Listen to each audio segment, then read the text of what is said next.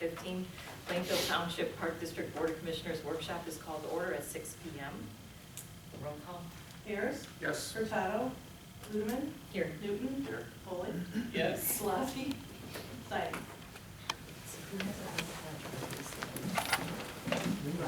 Larry. Go ahead, Larry. What? Well, he pointed to you. Oh, no, I didn't. I said hi. Oh, you want to lead it? Sure. Okay, now I'll lead it. I pledge allegiance to the flag of the United States of America and to the republic for which it stands, one nation, under God, indivisible, with liberty and justice for all. We are now up to public comments. Does anybody want to say? I'll go, I'll jazz up the meeting. No, I was just, actually, I wasn't going to have anything to say, but then I was just looking through Commissioner Polling's nice little brochure, and it just prompted a couple of stray thoughts real fast. I see that you're looking to develop some more programs for particularly the over 55, over 65 set, and I would agree with that. I think we already have a good number, some good programs, things happening. But I was wondering, at least in my neighborhood, and I think across the nation generally, we're seeing a lot of multi-generational households now. I wonder if we might look at maybe some programs where you can have that sort of, grandma folks and grandpa thing. That might be something interesting to look at least.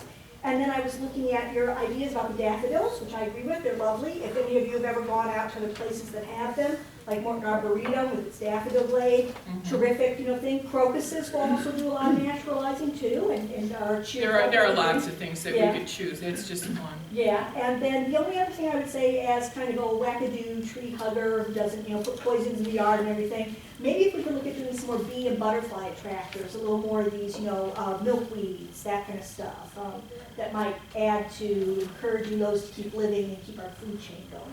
That's it. Thank you all. Thank you. Commissioner comments. All right. We're up to, The purpose of tonight's meeting yes. is our board vision.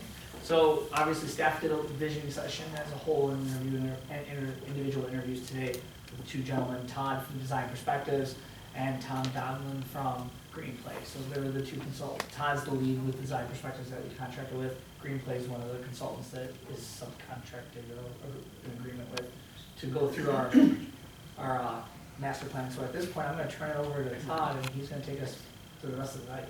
Great, thanks, Carlo. It's a pleasure to be here. I'm from Naperville, so I'm not that far away. And Tom works for a company out of Colorado, but is based in Maryland. So we bring Greenplay in on some of our bigger projects because they are a great resource that understands complexity among bigger park districts on a nationwide level. They do work all around the United States. So some of the conversations that we had today with staff, we're able to tap into some of their knowledge. And both Tom and I are ex-park district professionals. He ran a parks department. I worked for Naperville for many years before I started my practice. So we are well versed into the park district and the agency world. So we're dealing with people that have been in staff shoes, that have interacted with boards, that understand the business of what we do in terms of recreation. So tonight's purpose is really to pick your brain and see what type of vision, in particular, where the district needs to go into the future in the next 3 to 5 years. That's typically the planning horizon that we look at. As you know, we live in a very complex and changing world, so things that we try to forecast even 5 years down the road sometimes don't become a reality. So we try to focus on like the 0 to 3 year horizon to make sure that we're getting things accomplished within the district. Some of the major things that we'll uncover from the staff, from the survey, from you, as well as the Delphi committee, will lead us into hopefully some things that can be accomplished relatively quickly, and then set some long-term goals up that you can shoot for down the road. So that's really the purpose of why we do master planning. And Tom, chime in if you need to add anything in there. So tonight's meeting, we're going to do a couple of questions, which will be sort of round robin discussion. Carlo passed out some of the questions that we typically like to ask our clients in terms of a board understanding. They are meant to probe a couple different areas: admin, rec, facilities, and any other things that we'd like to cover. So we'll have time at the end of our little round robin to sort of have a parking lot or potpourri session. So anything else you want to share with us, we're eager and willing to learn in terms of what you think we should be looking at in terms of the future. And then we'll do a little mind mapping exercise on the future. And then I have a little questionnaire that has about 16 questions. A lot of them are yes or no, so pretty easy to do. And this will be our takeaway that we'll take back and put together what the board's thoughts were on some of these issues or opportunities that we see. And I'll leave some behind so the commissioners aren't here tonight can participate in this. Because we will put a synopsis together, and it's curious to see what your feelings are on some of these topics as well. So with that, who's going to be the brave soul to go first in terms of reading a question? And then you can describe your answer, and we'll be the scribes, we'll take notes. And then any of the other three would like to participate, we'd love to hear your opinion as well. So it's meant to be fun and entertaining, it's not too serious, we don't like to make it too heavy on planning. These things can get kind of stale, and we like to have a little fun and really understand some of your thoughts on some of these questions that we put. I don't mind going first since Okay. I came prepared. And have two. What? And have two. Yeah, you have two, I think, actually, so you'll do double duty. You can do one now, and we'll come back to you at the end. So. I'm not sure everybody got one of these, but if anybody else would like, I wrote out. I focused on 3 things, and the question I have here is what 2 or 3 ideas do you have to get more people into the parks? And I think a couple of the ideas that I have are geared toward that, especially aesthetics. I think our parks are wonderfully functional.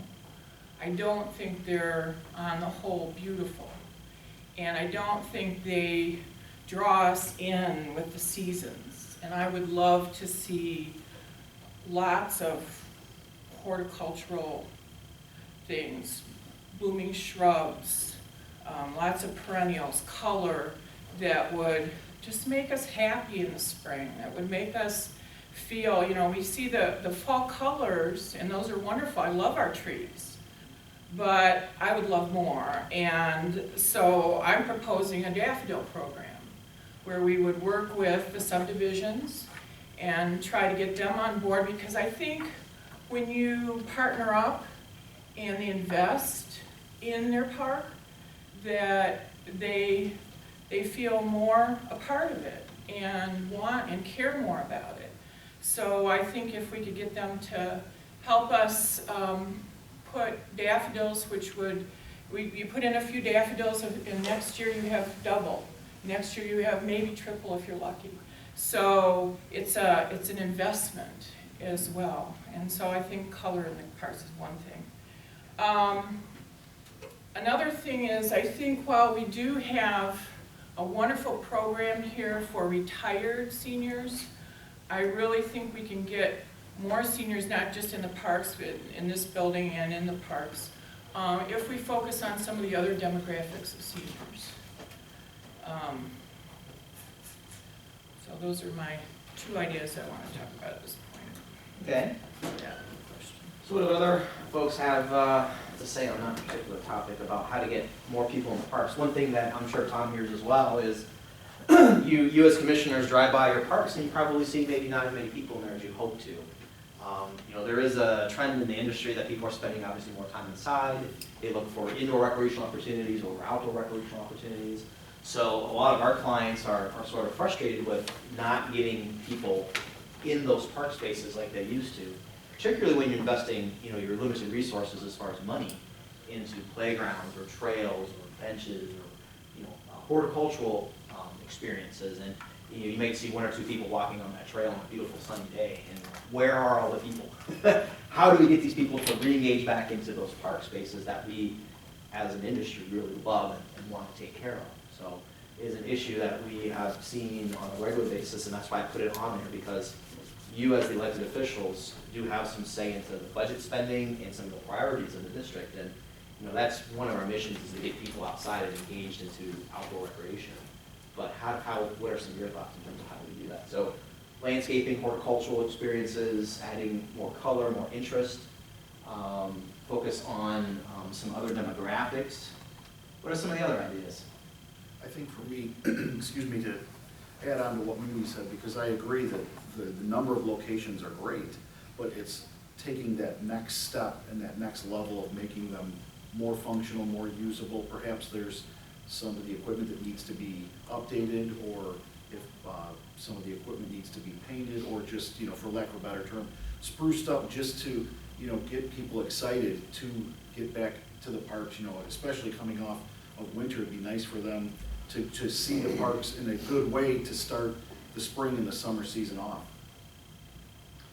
Yeah, so you don't want to have the Go same ahead. stuff everywhere. You might want to have some different things spread around the district, so, you have people moving within the area to say, that park over there has, a fantastic thing, and this park over here has the other best thing, so you kind of get people to not have the basics, which is, sitting and maybe a playground and other things, but. I think to understand what what are those things that other townships and park districts have that are driving people to the parks, what are those new and cool things?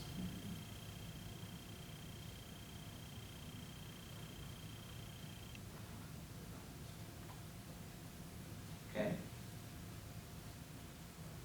Well, we've done a lot of neat things in some of our capital planning. We have outdoor ping pong tables are pretty much a standard. We have, bocce courts, which are fairly regularly. We have pickleball courts now. When we redo tennis courts, we automatically stripe done for pickleball. It's a minor cost. So, really trying to get back to the diversity of ages, demographics, and having something for everybody. Not everybody can play tennis anymore, but you certainly play pickleball. We've had requests for badminton. We've had all kinds of interesting things that the clients are now looking to see, other than just have a nice feel of the walking path and playground. What does it take to play pickleball? I don't know pickleball. It's like a table tennis on a bigger outdoor stage. It's a different type of ball, and it actually looks like a big ping pong racket. It's a little different. It's a smaller court, so it's a little more agile. How do you provide the ball and the paddles and so out to those areas? Yeah, you either have to bring it out, or you take, we had one client that had 2 tennis courts, and we made one standard tennis, and we put 2 permanent ones in on the other side, so they have permanent pickleball courts as well as one full-size tennis. So, we looked at, do we really need 2 tennis courts? Well, no, we can do 2 pickleball dedicated and 1 tennis next to it. So. When you go to play tennis, you usually bring your own racket and your own balls. Right. Do you do that for pickleball too? Yes. It's just fairly inexpensive equipment. Yeah, The set would be for the wiffle ball and the paddle are usually close to like $10. So, building Okay, so on, where your basement are? I was gonna say, building on what Amy and Rob were saying, the aesthetics are definitely something that makes the parks appealing, but then we also need to add amenities, because not everybody is attracted to a trail or just sitting in a nice park setting. Some people are, but not everybody. So I agree what you were saying about the amenities as far as pickleball, and I think one thing we're lacking that the community's interested in is like a hockey rink. They like the skate park that we have on the south end of the district. Or not the skate park, dirt bike thing. We need to have more stuff like that will draw them in to do things other than walk on trails. Because right now, unless you're involved in youth sports, enjoy sitting outside or walking on a trail or stuff like that, there's dog parks, there's a few things, but I think we need to add more stuff that attracts different groups. Sure. Okay, we talked about things needed out there. Like I said, speaking to a lot of people when they go out using the hockey rink, ice skating rink. In Van Horn, bigger skating rink, more of them for winter sports. Indoor facilities, they're trying for indoor facilities because there's not anything available in our park system. Parking accessibility to a lot of paths, not available. Just even our small parks, you're taking a chance when you have to park on the street without, being ticketed. So in regards to utilizing our facilities, we're kind of restricted on that for our, general taxpayers and so forth. I know using the facilities, but those are just a few of the items. Sure. And we see, as we talked about today with the staff, we're seeing more requests for winter recreation. It's amazing the last 3 or 4 years. More people are looking to do things outside in the winter, which never used to be the case. So as much as we see people not outside in the summer, snowshoeing, skiing, You know, we talked about snowmobile trails. I mean, there's lots of things that people are now trying to get out and enjoy the winter, as long as it's not too cold outside, to get out from hibernation in the winter and do things outside, Well, so. based on this past, it's hopefully utilizing them, grooming them, you know, after big snowstorms and so forth. You know, make them semi-level where they do cross-country skiing, you know. Snowshoeing, okay, I guess they can muscle through, you know, but a lot of times they'll stay clear from when it gets, you know, unmanageable in regards to conditions. I bought a pair of snowshoes myself this year. I've used them 5 times. Great exercise and fun to be out in the woods. Anything else that we can try to get more people into your parks? Because you have quite a bit of parks. We are not void of. I know, I love watching the children play downtown in the interactive water feature here in downtown. And I think having more water features that are interactive would be great. I know that this is way out of our league probably, but the Chicago, I don't know if have you all been to the Chicago one where you can walk through and they have the big pictures with faces, and it is such a wonderful place to interact with the community. And so I know that nothing on that scale would probably come to us, but just something that would be interactive in that way, that would bring all kinds of people to it would be neat. Yeah, water is a great magnet for people to come and sit and enjoy. Whether you're young or old, you know, it's fun to be sitting around a fountain or a splash pad and you're hearing kids going around. If you get hot, you can run through it yourself. So they're very easy and safe, and people do. Water is a great ingredient to get more people in the park spaces. For sure. That's where it's, as I mentioned, an indoor facility in regards to even indoor swimming pool. Because a lot of people are still looking at, you know, less stress, you know, town saying on their body, so we're using the pool for exercise during the winter months. And plus, like I said, having the conveniency of, you know, when things are bad, storms out, you know, the element goes bad, you know, lightning conditions and so forth, where our outdoor, you know, facilities, you know, pool facilities have to shut down. Here you have, you know, no worries about this type of elements. Yeah, we've definitely been hearing, you know, a pretty strong message talking about, you know, indoor facilities and figuring out what's right for the community. So that's definitely something that's on, I think, a lot of people's radar screen. So, anything else for the first one? So that was about the parks. Shade. That's good. We have a lot of newer parks that the trees are not mature and there's nothing to, you know, draw somebody to a bench in the, you know, harsh sunlight. Yeah, it needs relief from that sun. It's like pergolas and vines and things like that.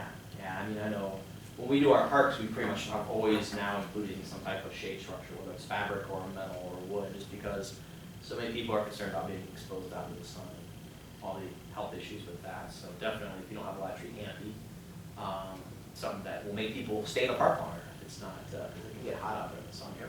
Go drinking fountain, no opportunity to refresh yourself. At least getting out in the sun a little bit might make you stay a little bit longer. You can always bring water, but you can't bring shade. I bring up another point. Special events in regards to getting the middle age, you know, you got the younger kids and so forth, you have the elderly and so forth, the seniors.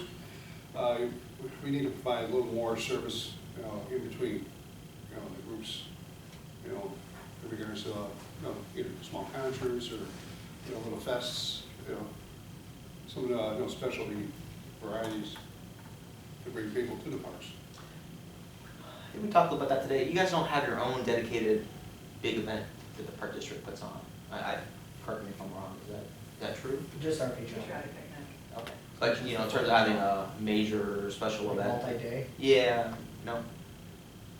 That's something that definitely could draw more people in to make it One other thing, if I could dream art. art. We hear that often, art in the park, in some capacity, whether it's permanent or a temporary, you know, arrangement. Yeah, especially interactive art, you know, sculpture you can climb on. Yeah. Good one.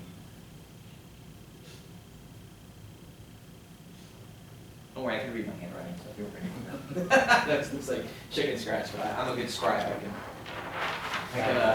Yeah, so Tom's also typing it in, but I'll type this up later tonight. But anything else? Those are all some really good ideas. So we really want to create some unique environments. you know, whether it's naturalized areas or different types of elements that you draw people in that aren't just kind of status quo. We want to really try to make some difference in terms of maybe some of your major facilities, make sure they're a little bit different so you don't have, you know, there's always a common thread that we want to be equal throughout, especially a larger district, but it also has its downside because you kind of have the same thing all over. So we want to kind of mix it up a little bit and now, you know, we add some unique stuff into that, so. All right, who has the next question? You want to pass it over to, you want to do it, Mary Kay? I have number 2. Okay. What is the single biggest challenge facing the park district? And I've been trying to weigh, there's 2 that come to mind, and I can't say one is less important than the other right now, so I'm gonna throw 2 out there. Okay. One is, we are cramped for indoor space. Of course, with that comes the costs associated with creating that, so, and we are budget constrained, so that would be the one issue. The other issue is the community perception of us based on some recent history. We're trying to rebuild our image and our trust within our community for our customers, so we have to work on that. So I think, and that kind of ties into my other point, I don't think we're in a position to go for a referendum to build a building at this point in time because of the economy, because of the trust issues and things of that nature. So that would be, to me, one of our biggest challenges right now. Yeah, and then, you know, Tom and I have both experience working on those type of efforts, and, you know, going back and looking at a lot of your previous plans and some of your surveys, I mean, there's a consistent theme of, you know, people identifying the need for indoor space and a desire to have some of those things, and, you know, for whatever reason, time passed by. So I'm sure we're gonna hear that message again. I'm pretty much guaranteeing we'll hear that. So these things do take time to develop, so, you know, if the interest is there and the community is wanting to move forward, you know, there's ways that you can slowly get that boat out of the harbor and develop that trust and really solidify what you really want to do. Because unlike a park, once a building is built, it's really hard to fix it. You know, and you're talking millions of dollars to invest into a facility, so it's not just, you know, okay, you know, we made a mistake, you know, we put a ball field, we really should have built a soccer field. Well, that maybe is a $100,000 retrofit. Building is not that case at all. So understanding the needs, developing a strategy, building a campaign, that all takes years to do. So it's, you know, it's not like 3 months out of the gate, oh yeah, we really want to get something going. It does take dedicated understanding of what makes sense and what time it really needs to happen. So absolutely. Other ideas? Those are 2 that we heard today, so we're on the right track. Indoor space, rebuilding some of the community interest in the Capital district. funding, I think, is a humongous hurdle. Okay. Can't do much without money. Okay. A lot of our clients say that. Well, based on funding, like I said, suggestions in regards to the special events, could create fundings and so for projects, special projects. You know, concerts and things of that sort.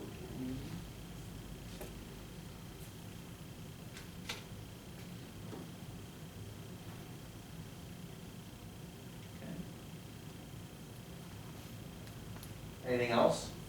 Those are pretty standard things, I mean, that we've heard from I different think sources. something like branding or making the, or how do I put this? Somehow putting the, making the park district a vital element of the community and something that's, you know, worthwhile and worth supporting and every bit as much as the schools or something else like that. So building value, maybe? Yeah. So basically, that we have a lot of public relations work to do. Yeah, Tom, you agree with that? Yes. Yeah. I think you have some staff members that are pretty astute at that could really help you foster that message. We really don't have a rallying tagline just quite yet. We want to work on your mission and vision statement, which is a little lengthy. So there's some work to be done in that arena for sure. Because I know a lot of surrounding districts, they have like a nice little catchy phrase that goes with their name, like Joliet, take time for fun, you know, stuff like that, and we don't have that yet. Yeah. Well, there's definitely. When I was at Naperville, ours we're serious about fun, which we kind of joked. It's like, it's kind of a yin and yang, you know. Fun's not supposed to be serious, at least most people consider fun to be the opposite of serious, but you know, we always had a nice little poke at that because it just kind of was odd. That was the tagline that they had selected, and it was everywhere. It was on everything we ever did, so it was kind of interesting. But yeah, those are good things. You know, and that will kind of help craft the message, you know, for the community. I mean, you redid your logo not too long ago, right? So that's good. So we are kind of working on that a little bit. Ownership of the parks by the people who live near them. Sometimes we talk a good game about that, but we don't really invest in taking care of the park ourselves, or, you know.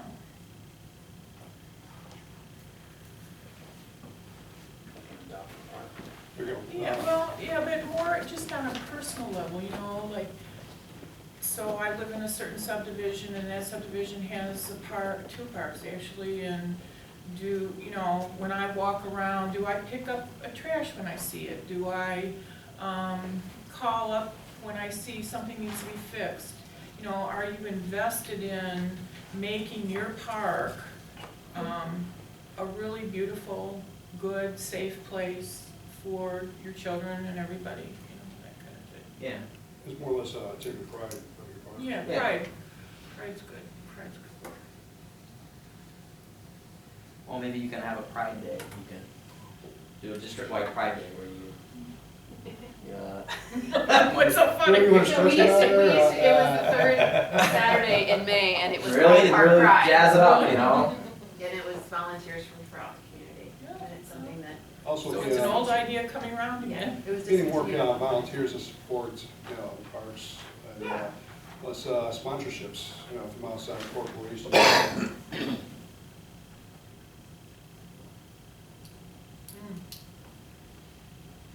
I think it's a challenge too to have people know not just that park that's in their subdivision or close to their house, but all around the area, because it, you know, just from my personal experience, when people that hadn't seen Klaus Stevens, for example, when they got there, they were just amazed at how it looked, how cool it was neat, it had the dog park, there were, you know, it's something that I took for granted. I'm like, well, yeah, I knew that was there, but not everyone does know where all the parks are, and again, unless it's very close, and it's very neat when they realize, oh yeah, you know, yes, it is an extra 3 to 5 minute drive, however, there are all these other cool things that are out there, and it's just a matter of making that information available to them.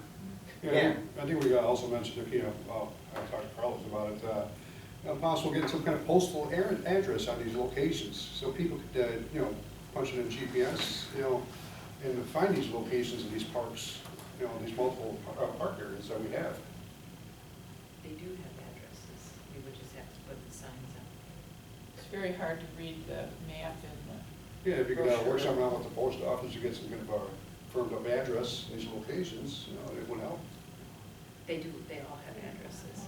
For 911. I think that would work out for the fire department too, and the police department, locating in emergency situations. One of the biggest challenges that bigger districts have is to let people know everything that you do. It's really hard, you know, and you have so many park spaces, diversity. Some of them look the same and some of them are totally different. And so, you know, many people think, oh, that's, you know, I know my little park, or I know the area around my school, you know, the things I'm familiar with, and I'm not gonna go and invest with some on the south side of town or on the east side, or, you know, along the river for whatever reason. And it is a shame, you know, that people don't realize a lot that you have. And one of the, and we had a good discussion on this afternoon with staff as well. It's a common problem throughout the country that folks in parks and recreation do a great job of doing and not a great job of telling. And so, you know, getting the word out, what's available in the system, putting out the good work, because there's a lot of good work being done. And I think, you know, some emphasis on branding and, you know, getting out a consistent, good, solid message will help rebuild that trust. And, but it's a common situation throughout the country, that we don't spend enough time and effort, frankly, on telling the good story, because there's a lot of good that's happening. I think about the parks that we're drawn to in other communities, Lilacia Park, Chicago parks, and I wish that we could draw in